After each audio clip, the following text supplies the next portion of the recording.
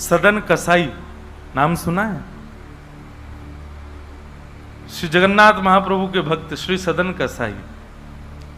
सदन कसाई जो थे वो मांस बेचते थे, यही उनका काम था। एक बार ऐसे तराजू में तोलते थे मांस को, तो जब मांस का विक्रय कर रहे थे तो उनको पता नहीं चला, वो भार की जगह शालिग्राम जी को रखते थे। लेकिन कीर्तन उनको बड़ा प्रिय था, कीर्तन करते हुए मांस बेचते थे। बताओ, ऐसा उनका स्वरूप। एक बार एक महात्मा वहां से निकल रहे थे, तो महात्मा ने जैसे ही देखा, वो तो देखते ही पहचान गए। मुंह पे कपड़ा रख करके जा रहे थे, तो देखा कि ये तो शालिग्राम जी हैं। तुरंत, अरे तुम क्या कर रहे हो, बहुत बड़ा पाप है, ये तो साक्षात शालिग्राम जी हैं। उसने कहा महाराज मुझसे गलती होगी, मुझे तो पहचान है नहीं। बोले लाओ इनको मुझको दो। शालिग्राम जी ले लिए महाराज, जाकर के शुद्ध नदियों के जल से स्नान कराया, पंचामृत स्नान कराया, इत्र लगाया, चंदन लगा करके चांदी के सिंहासन पर बैठा के माला पधरा दी। ठाकुर जी का कीर्तन, बढ़िया खीर बना के भोग लगाई और खूब रोए महात्मा। बोले कि नाथ आप भी कहाँ के कसाई के यहां बैठे थे, अब आप विराजो, प्रेम से रतन सिंहासन पर विराजो।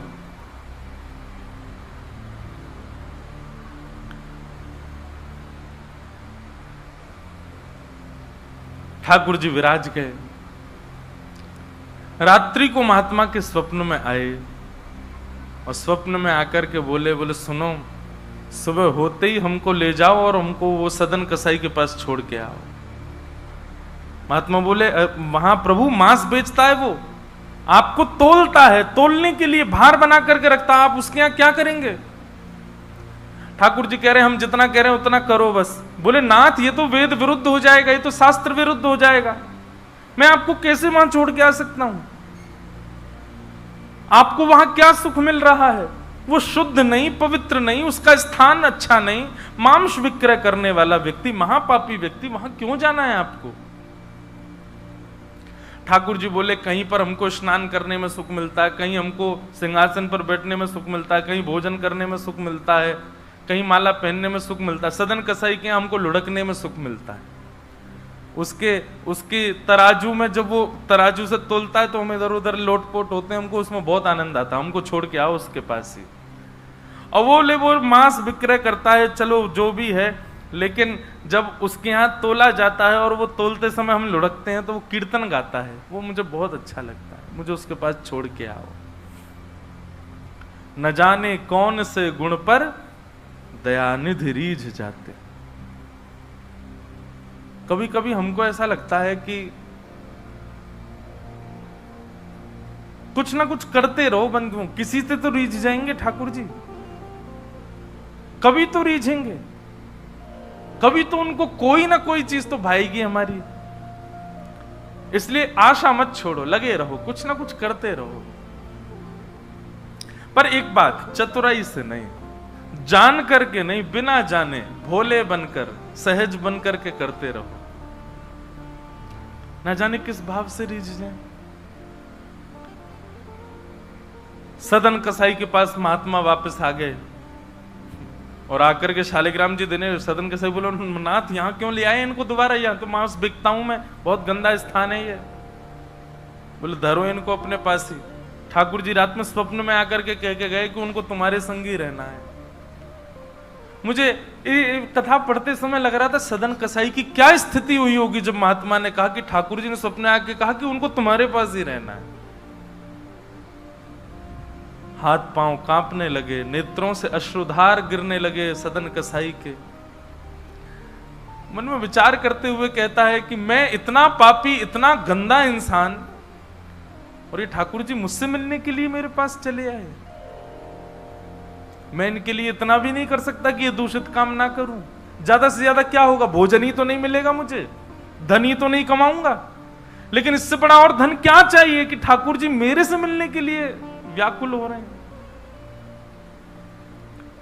उसी समय सदन कसाई ने अपनी दुकान बेच दी, सब काम बंद कर दिया और बस अपने ठाकुर जी के लिए जीवन जीने लगा। आप मुझसे मिलने के लिए तड़प रहे थे नाथ, अब मैं तड़पूंगा आपसे मिलने के लिए, मैं आऊंगा आपसे मिलने के लिए। और निकल पड़े सदन कसाई जगन्नाथपुरी की ओर। पूछा लोगों से, कहां है पुरी? लोगों ने दिशा बता दी। बोले वहीं विराज रहे हैं जगत के नाथ, वहीं विराज रहे हैं साक्षात नंदन नंदन। एक बात बताएं बंधुओं, सतयुग, त्रेता, द्वापर, कलयुग, 4 युग हैं। सतयुग के पूज्य ठाकुर जी, अर्चनीय ठाकुर जी हैं श्री बद्रीनाथ भगवान। सतयुग के जितने भी लोग हैं उनकी मनोकामना पूर्ति हो, उनकी सिद्धि पूर्ति हो, उनकी अर्चना का केंद्र हो, उनकी साधना का केंद्र वो बद्रीनाथ ही है। इसलिए बद्रीनाथ जब जाते हैं तो वहां हमको सामान्य कलयुगी व्यक्ति वहां रुक नहीं पाता ज्यादा दिन। एक प्रैक्टिकल है, अगर आप बद्रीनाथ में ज्यादा टिक नहीं पा रहे हो तो इसका मतलब है कि आप पूर्ण रूपेण कलयुग ने आपको जकड़ रखा है। वो लोग बुरा ना माने जो लोग बेचारे नहीं रुक पाते वहां पे। भले ही चाहे कुछ हो, ऑक्सीजन कम हो जाएगी, ब्लड प्रेशर हाई हो जाएगा, सांस नहीं आएगी। और महाराज कई लोगों को मैंने देखा है, अपना अनुभव किया है, बद्रीनाथ जाते हैं कमरा में घुसे नहीं कि उनको पता नहीं क्या ऐसा हुआ पकड़ लेता, वो दर्शन तक नहीं जा पाते। वो बस एक ही रट लगाते हैं, हमको वापस भेजो, हमको वापस भेजो, हम रुक नहीं पाएंगे यहाँ पे। तो बद्रीनाथ जो है ये सतयुग का स्थान है, सतयुग का धाम है, सतयुग के लोगों का पूजा का, अर्चना का केंद्र है। त्रेता का स्थान है श्रीरंगम और रामेश्वरम। श्री राम जी के अर्चनीय ठाकुर जी हैं श्री रंगनाथ भगवान, शेष शैया पर जो ऐसे पौड़े हैं। श्रीरंगम त्रिचिरापल्ली में, कावेरी के तट पर, वहां पर श्रीरंगम, ये त्रेता के ठाकुर जी हैं। और द्वापर का तीर्थ है द्वारिका, द्वारिकाधीश ये द्वापर के ठाकुर जी हैं। द्वापर के लोगों के अर्चना के और पूजा के, साधना के, मनोकामना पूर्ति के केंद्र के स्थान श्री द्वारिकाधीश। और कलयुग के अर्चनीय ठाकुर जी हैं श्री जगन्नाथ महाप्रभु, श्री जगन्नाथ महाप्रभु। इसलिए आपको कहीं कहीं कलयुग दिख जाएगा जगन्नाथपुरी में। चले जाओ बीच साइड पे, ऐसा लगेगा दूसरा गोवा है क्या, कहीं कहीं। क्यों? आपको कलयुग में जैसा स्वभाव का व्यक्ति होता है वैसे हर स्वभाव का व्यक्ति आपको जगन्नाथपुरी में जरूर मिलेगा। खाने पीने वाला भी मिल जाएगा, बाकी के सब व्यसन करने वाला भी आपको जगन्नाथपुरी में जरूर मिलेगा। और श्री जगन्नाथ महाप्रभु उन पर भी कृपा करते हैं क्योंकि कलयुग के ठाकुर जी। एक बार किसी के मन में संशय उत्पन्न हुआ कि जगन्नाथपुरी जैसे तीर्थ में, धाम में ये सब कैसे? ठाकुर जी बोले तुमको तो अभी दिख रहा है, आगामी समय में तो इससे भी बुरा हाल होने वाला है, मुझे तब भी कृपा करनी पड़ेगी। तो कलयुग के ठाकुर जी हैं महाप्रभु जगन्नाथ जी। सदन कसाई निकल पड़ा जगन्नाथपुरी की यात्रा पर। बस बार बार उसके मन में एक ही भावना आती है, आप मेरे से मिलने के लिए तड़पे थे, आप मेरे पास रहने के लिए तड़पे थे, मैं आऊंगा आपसे मिलने के लिए। और निकल पड़ा। कीर्तन की टोलियां जा रही हैं, वैष्णव जन नाचते गाते हुए जा रहे हैं। जैसे जैसे वैष्णवों की टोलियां और कीर्तन की टोलियां निकलती हुई देखे सदन कसाई, उसका मन हो कि मैं भी चला जाऊं। तो जो लोग पहचानते थे वो लोग कह देते थे, अरे कसाई है ये। तो सब लोग उसको कहते, भाई तुम हमसे दूर चलो, हमारी टोली में चलोगे, हमारे संग बैठ के खाओगे पियोगे, हम सब अपवित्र हो जाएंगे। जिस मार्ग पर सब लोग चल रहे हैं सदन कसाई उस मार्ग से उतर करके चल रहे हैं। कहीं मैं इस मार्ग पर चलूंगा, मेरे चलने से मार्ग अपवित्र हो जाएगा। और स्मरण कर रहे हैं महाप्रभु श्री जगन्नाथ जी का। चलते चलते बंधुओं, मुझे ऐसा लगता है आजकल तो ऐसे चित्र हो गए हैं, हम लोग कहीं भी दर्शन कर लेते हैं महाप्रभु जी का। उस काल की बात है जब चित्र भी नहीं होते थे, तो कई लोग तो पहली बार ही जगन्नाथ जी को देखते थे। कैसा स्थिति होती होगी उन लोगों की, कैसा भाव रहता होगा उन लोगों का। सदन कसाई चलते जा रहे हैं, एक मार्ग से उतर करके चल रहे हैं, निष्ठुर मार्ग पर चल रहे हैं और बस स्मरण कर रहे हैं श्री जगन्नाथ महाप्रभु का। चलते चलते चलते एक नगर में पहुंचे, रात्रि का समय हो गया, शाम का समय हो गया। तो एक भवन बना था, घर बना था, उसी के बाहर ही सदन कसाई बैठ गए। सदन कसाई का रूप बहुत सुंदर था। नेत्र, उनके केश, उनके मुख की आकृति, उनकी भुजाएं बहुत सुंदर थे। भले ही कसाई थे पर सुंदर थे। तो जिस भवन के बाहर बैठे, वहां भवन की अंदर एक गृहिणी वो निकल करके बाहर आई, और उसने जैसे ही सदन कसाई को देखा, उसका मन आ गया उन्हीं के ऊपर। शाम का समय, सदन कसाई को लोभ देने लगी और उसने इशारा करके कहा कि भीतर आ जाओ। तो सदन कसाई ने उसकी ओर देखा और उनके मन में तो बस जगन्नाथ जी बैठे हैं, कोई ऐसा भाव तो दूषित था नहीं। उन्होंने इशारा कर दिया, कुछ इशारा किया, और उस इशारे को उस कन्या ने, उस महिला ने ऐसा समझा कि मानो ये कहना चाह रहे हैं कि तुम भीतर जाके पहले अपने पति का वध करो, तब मैं रहूंगा तुम्हारे साथ। और बंधुओं एक बात बताएं, विषय जब माथे पर बहुत तीव्रता से चढ़ता है ना, वासना जब बहुत तीव्र चढ़ जाती है, तो व्यक्ति ये भी विचार नहीं करता मैं क्या कर रहा हूं। वो कितनी भी कथाएं सुन रहा हो, कितनी भी कथाओं में जा रहा हो, पर विषय जब उसके हृदय में होता है तो वो बिल्कुल विवेक शून्य हो जाता है।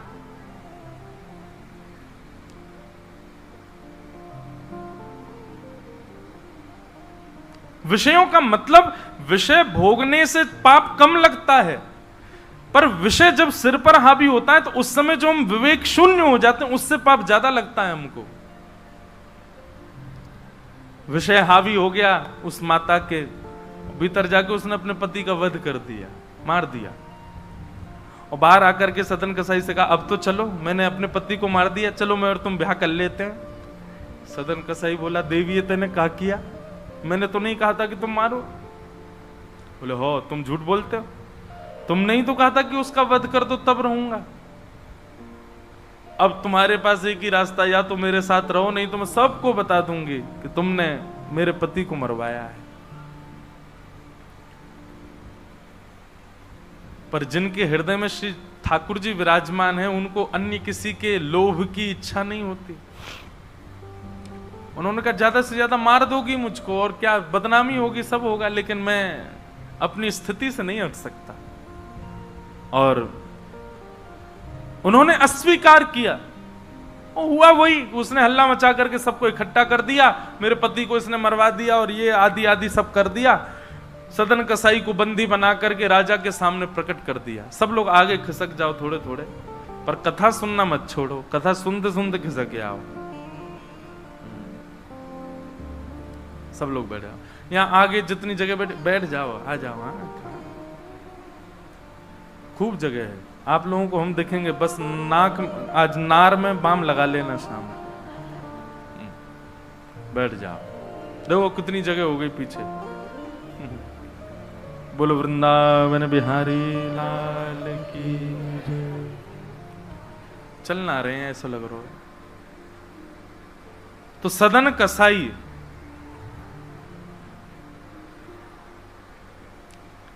उसने, देखो ये बात करने को किसने कहा आपसे? आपस में बात नहीं करो, इधर देखो सब लोग, कथा सुनो, बस खिसक के बैठ जाओ चुपचाप। श्री जगन्नाथ महाप्रभु की। तो सदन कसाई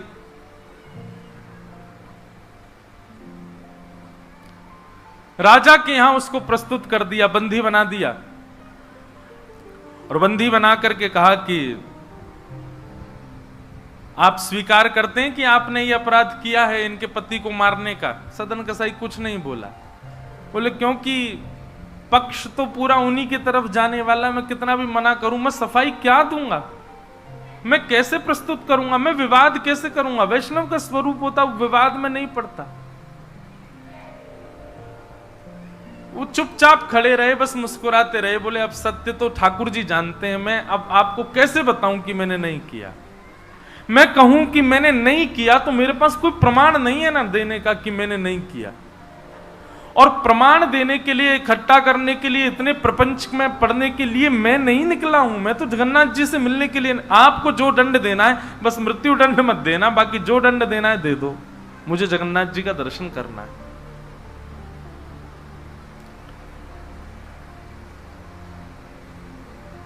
राजा ने सदन कसाई की बात तो मानी कि मृत्यु दंड तो नहीं दिया, पर कहा कि जिन हाथों से तुमने उस व्यक्ति का वध किया उन हाथों को हम काट देंगे।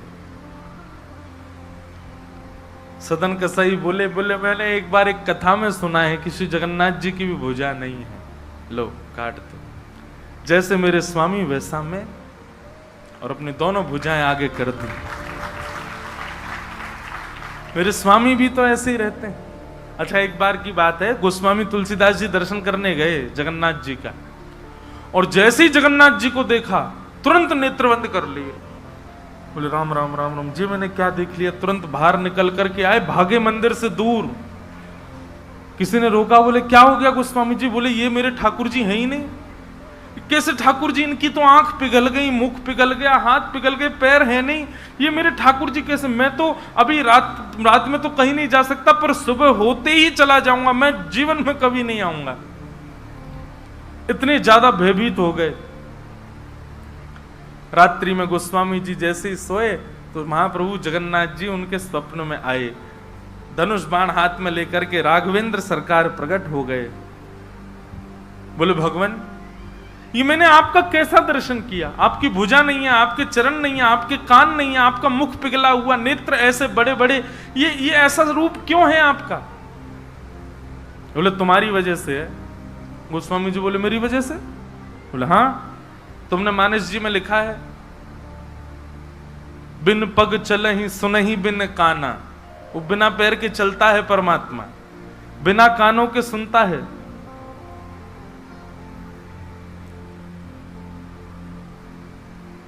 निज कृत कर्म करहु विधि नाना। बिना हस्त कमल के कई सारे काम कर देता है।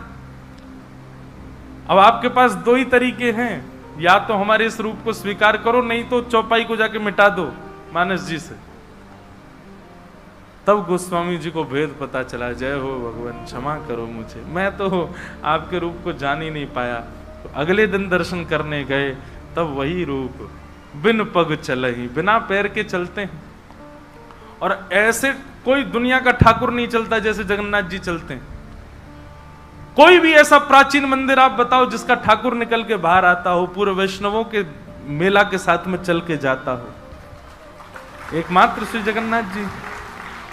और सुनो, आप लोग कभी दर्शन करना, श्री जगन्नाथ जी मंदिर में जाओगे तो जो गरुण स्तंभ है, जहां पर गरुण जी विराज, सब लोग गले मिलते हैं, वहां पर उस गरुण स्तंभ के पीछे भोग घर है ठाकुर जी का। ठाकुर जी का जो प्रसाद है वो वहां रखा जाता है, गरुण स्तंभ के पीछे। और श्री जगन्नाथ जी कहां बैठे? भीतर गरुण स्तंभ वाला सभागृह, फिर उसके बाद एक सभागृह और है, फिर तीसरे गर्भगृह में वहां जगन्नाथ जी बैठे हैं। मतलब जगन्नाथ जी से और जगन्नाथ जी का जो भोग घर है, जहां पर भोग रखा जाता है, वो कितना दूर है? 1 2 3 तीसरी बेड़ी पार करके है। और आप कभी भी देखना, महाप्रसाद का भोग वहीं लगता है। ठाकुर जी को इतनी दूर रखा जाता है भोग, क्यों? बोले महाप्रसाद रखने के बाद में, और मंदिर जब बंद हो जाता है थोड़ी बहुत देर के लिए, हम खुला भी रहे, वैष्णव दर्शन करें, भोग घर का किवाड़ खोल देते हैं। इतनी दूर से ठाकुर जी कैसे भोग लगाते हैं? बोले आजान बाहु है ना, ऐसे भुजा करके ऐसे भोग लगाते ठाकुर जी, लंबी लंबी भुजाओं से, अपनी भुजाओं से भोग लगाते हैं। तो बिना हाथों के सब क्रिया कर रहे हैं, बिना कानों के सुन रहे हैं, बिना पैरों के चल रहे हैं। सदन कसाई ने अपने दोनों हाथ आगे किए और राजा के दूतों ने उनके हाथ काट दिए।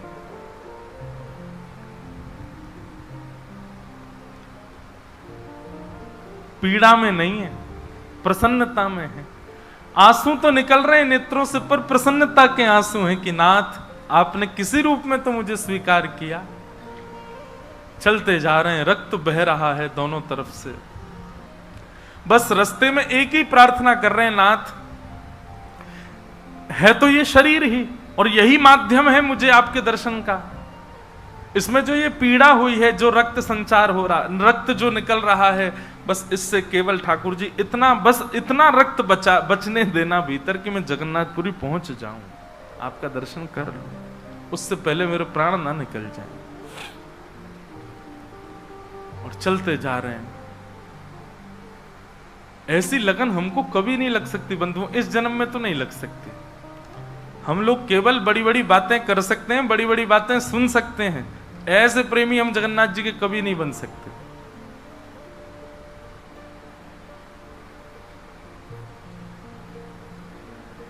अरे हमारा कोई छोटा सा काम बिगड़ जाए तो हम जगन्नाथपुरी ना जाएं? अरे महाप्रभु जी ने तो मेरा ये काम बिगड़वा दिया। यहां तो हाथ पांव कटवा देते हैं वैष्णव ठाकुर जी से मिलने के लिए। सदन कसाई जैसे ही श्री क्षेत्र में उन्होंने प्रवेश किया, और जैसे ही प्रवेश किया ब्रह्म वेदी पर श्री जगन्नाथ जी झूमने लगे। पुजारियों ने जाकर के कहा, महाप्रभु जी आज्ञा करें, आप इतने प्रसन्न क्यों हैं? बोले मेरा एक भक्त आया है, वो बेचारा बहुत कष्ट में है, आप लोग तुरंत पालकी लेकर के जाइए और उसको लेकर के आइए यहां पर। पुजारी सब पालकी लेकर के दौड़े और पुरी में प्रवेश कर रहे वैष्णवों से पूछने, अरे भैया महाप्रभु जी का कोई भक्त आया है क्या? महाप्रभु जी ने पालकी भेजी है उसको ले जाने के लिए। महाप्रभु जी आज बड़े प्रसन्न हैं, उनका कोई परम वैष्णव भक्त आया है। तो सदन कसाई ने जैसे ये बात सुनी कि पुजारी हल्ला कर रहे हैं, कोई बहुत बड़ा भक्त आया है, महाप्रभु जी ने उसके लिए पालकी भेजी, तो सदन कसाई इतने खुश हो गए, बोले आज ठाकुर जी के दर्शन तो होंगे, उनके एक प्रिय भक्त के भी दर्शन हो जाएंगे, कितना मेरा सौभाग्य होगा।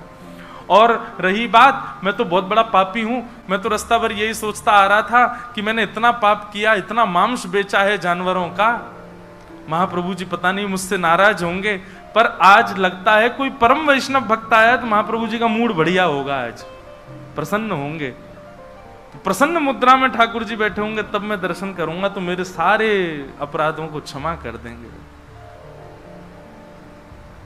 वहां तो भीड़ लग गई पालकी के पास में, बोले हम हैं परम भक्त, और वो सदन कसाई दूरी खड़े हैं, बोले इनमें से कोई होगा जो पालकी में बैठेगा, आज पहले उसको प्रणाम करूंगा फिर महाप्रभु जी को करूंगा। वहां तो इतनी भीड़ लग गई कि पंडा पुजारी पालकी लेके जान बचा के भागे वहां से, क्योंकि सबको लगता है कि हमसे बड़ा भक्त तो कोई है ही नहीं। पालकी खाली लौट करके आ गई। महाप्रभु जगन्नाथ जी बोले तुम खाली आ गए, लेके नहीं आए उनको? बोले भगवान आपके एक दो भक्त तो है नहीं, वहां तो हजारों भक्त, एक पालकी उसमें कितनों को बैठा किया, सब चढ़ने लगे, बोले हम हैं भक्त, हम हैं भक्त। आप कोई संकेत बताओ, आपके भक्त का कोई लक्षण। श्री जगन्नाथ प्रभु के नेत्रों सजल हो गए, बोले मेरी तरह उसके भी हाथ नहीं है, जो आया है वही है मेरा भक्त, उसको लेके आओ।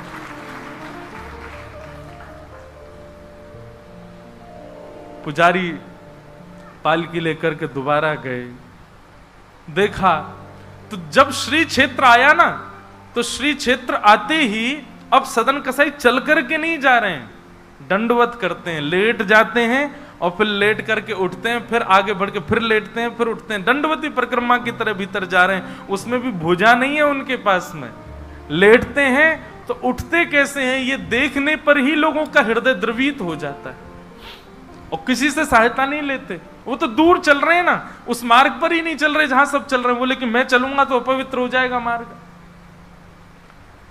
एक सर्प के भांति जैसे रिगड़ के सर्प चलता है, ऐसे सदन कसाई आगे बढ़ रहे हैं, और प्रसन्न मुद्रा में मैं महाप्रभु जी से आज मिलूंगा। पुजारियों ने जाकर के जब उनकी स्थिति को देखा, कोई अपने नेत्रों के आंसुओं को रोक नहीं पाया, बार बार महाप्रभु जगन्नाथ जी को प्रणाम करें, कितने दयालु हैं नाथ, कितने कृपालु हैं आप। सदन कसाई को जाकर के पुजारियों ने उठाया, बोले चलो महाप्रभु जी ने तुम्हारे लिए पालकी भेजी। सदन कसाई बोले आपको कोई गलत सूचना मिल गई, मैं नहीं हूं वो भक्त जो इसमें। बोले नहीं तुम ही हो, ठाकुर जी ने आज्ञा करके भेजा है। सदन कसाई बोले अगर मैं पालकी में बैठा तो मेरे अभी प्राण निकल जाएंगे, आप सबसे प्रार्थना है मेरी, मैं महाप्रभु जी की आज्ञा स्वीकार करता हूं, मैं आपके संग चल दूंगा, लेकिन पालकी में नहीं बैठ सकता। चलने लगे। बस इसी बात से प्रसन्न है कि महाप्रभु जी ने मुझे स्वीकार तो किया। और जैसे ही सिंह द्वार पर पहुंचे और दंडवत करते ही जैसे ही श्री पतित पावन भगवान, सिंह द्वार पर ही श्री पतित पावन भगवान है, बाहर ही उनका दर्शन हो जाता है। उनको देखा, देखते ही बोले ये पतित पावन भगवान है, श्री जगन्नाथ जी के ही समरूप हैं। पहले इनका दर्शन करते हैं, फिर जगन्नाथ जी का दर्शन होता है। जैसे ही दंडवत किया, अभी तक तो उनको ग्लानि नहीं थी कि मेरे हाथ नहीं है, पर अब दंडवत करते समय उनको तनिक एक ग्लानि से हुई, काश मेरे हाथ होते तो मैं भी ऐसे दंडवत करता, दोनों भुजाएं आगे कर लेता। और इस भाव से जैसे जो शेष भुजा थे थोड़े से, उनको आगे करके रुदन करने लगे सदन कसाई। इतने में ही उनके भुजा निकल करके आ गई और ठाकुर जी ने भुजा प्रदान करके उनके दंडवत को स्वीकार किया।